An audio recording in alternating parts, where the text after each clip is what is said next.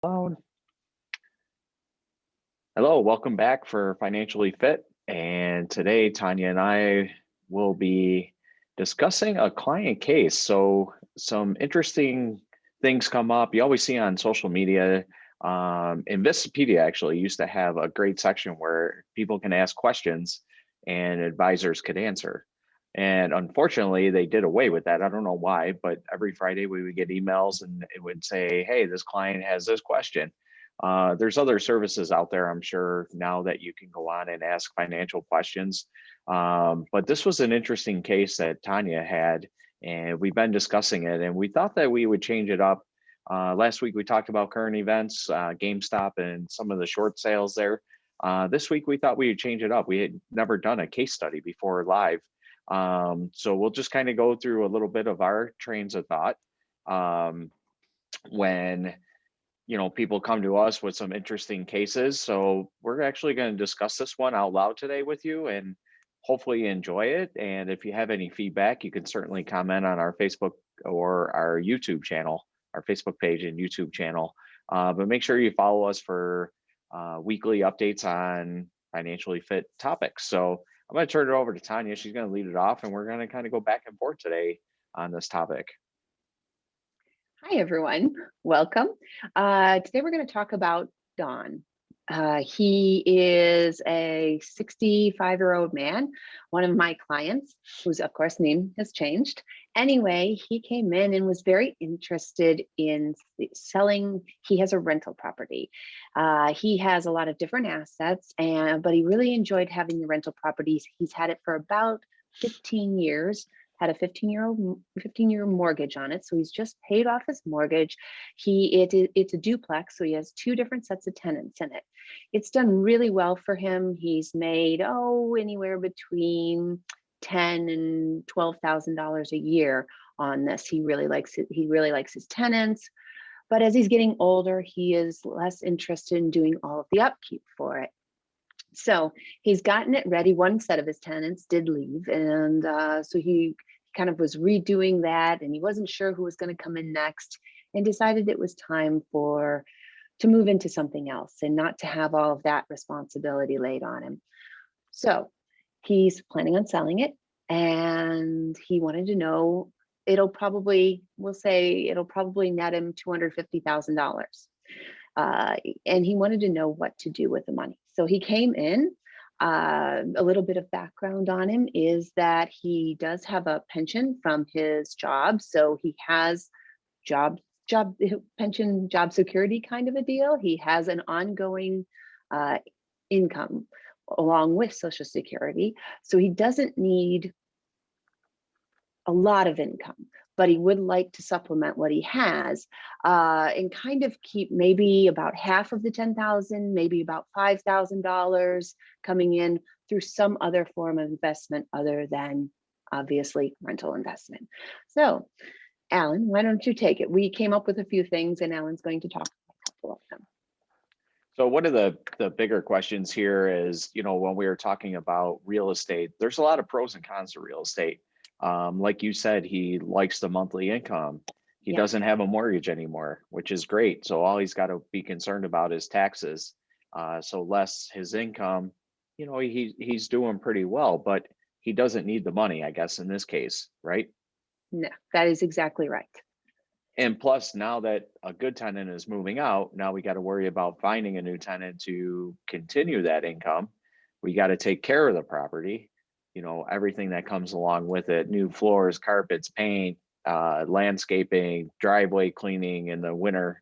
Hopefully his house doesn't blow away today, right? Yeah, we've got quite a windstorm going here.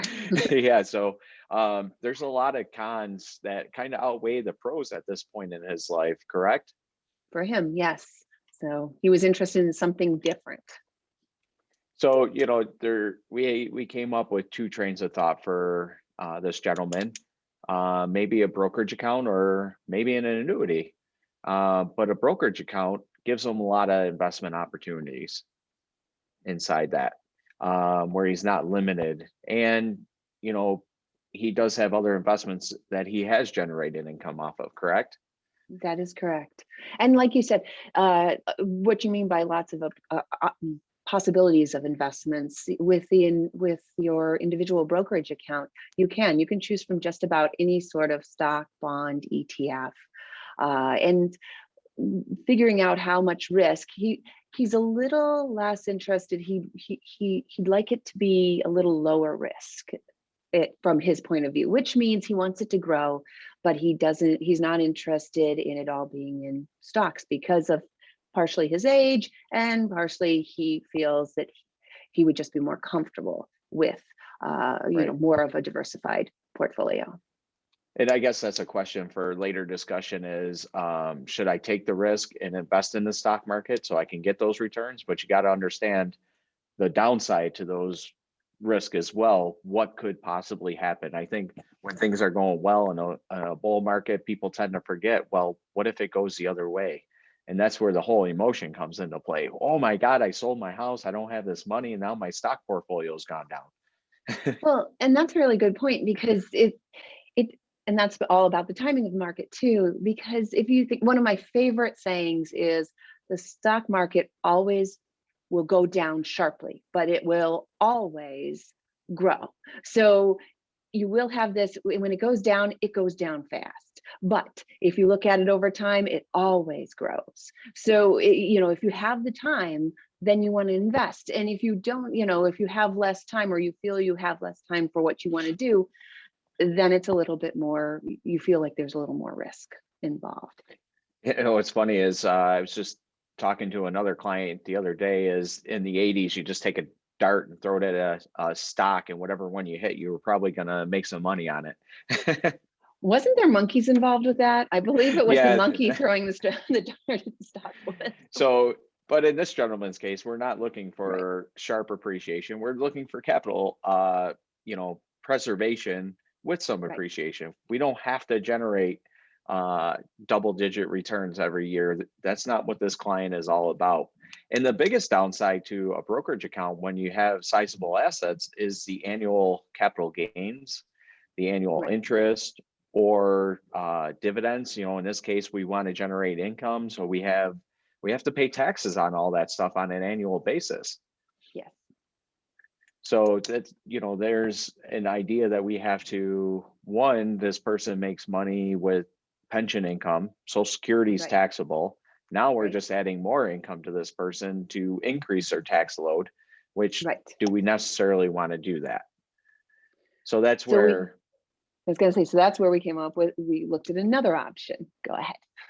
another option would be an annuity. Now I know the old trains of thoughts that people have to get locked in and there's high fees and everything else that comes with annuities. There's definitely pros and cons to annuities, don't get us wrong. But we do have an excellent option for a variable annuity. It's 100% liquid, so there's no surrender charges. You can put the money in today and take it out tomorrow. We don't recommend doing that, but it's just an opportunity there. You have many of investment options, but not like you would in a general brokerage account, like your Charles Schwab account that you might have with us, where you have 30,000 investments plus, probably closer to 50 these days, where you're kind of limited on the amount of investments that you could put in a portfolio, but you can certainly, with the amount of investments in there, build great portfolios for that client. And the other thing is, any of the capital gains or any, you can trade in there, you can move money. So all that stuff is deferred inside that annuity, which is a great option. So that person's not getting a 1099 every year. Which means that you won't be taxed. You won't have to pay the taxes each year on the growth. And to be honest, I've never been a huge annuity fan because it bothers me that a lot that most of them used to be illiquid and there were large fees to them. And once you got into it, because they were illiquid, you couldn't get out. So if you needed that money in order to get it out, you would end up paying a huge chunk of your, a large chunk of your money back to them just to get your money out. What Alan's talking about is an amazing thing. And it really is very different. It allows you, because you can move the money out, it does allow it to grow tax deferred. And someone like this who doesn't need their money right away, it's a great program to allow it to continue to grow, and then you can take it out whenever you wish, and still allows you to invest in the market, and so that your money is being used as a tool to create more wealth. And the pros and cons to a brokerage and an annuity. If that person got, let's just say, 3% dividends on 200,000, that's $6,000 a year in dividend income that they have to pay taxes on. Whereas the annuity, it's deferred, and you could pay the taxes later, and maybe you don't need to take out 6,000, maybe you only need 1,000 or 2,000. So now Exactly. you're spreading that tax over. So, I mean, we kind of been debating back and forth. We'd be curious to know what people think out there, right? Yeah. If you have questions, please contact us, especially like as we talk about the investment portfolios, or the brokerage accounts and versus the annuities. We like to believe that we are explaining ourselves really well, but sometimes someone gets caught on a word or something that we are used to using, and we would love to hear any feedback as to if there was something you had questions about. We love answering questions. A large part of our job is teaching our clients how to handle their own money, and to understand how many different sorts of ways you can actually create wealth that most people don't know are even out there. But that's what we're here for, to help you kind of be able to make better choices and more knowledgeable decisions on how to handle your money. So, and at the end of the day, for people that don't know, an annuity is just a contract between you and the insurance company that at some point in the future they would guarantee income. But this type of annuity, there's no bells and whistles, so that's why it's inexpensive. It's liquid. Is you can, whatever your account value is based on your investment performance, is the amount of money that you can walk away with. So there's really not a lot of risk to the insurance company. It's really to the person putting the money into the account.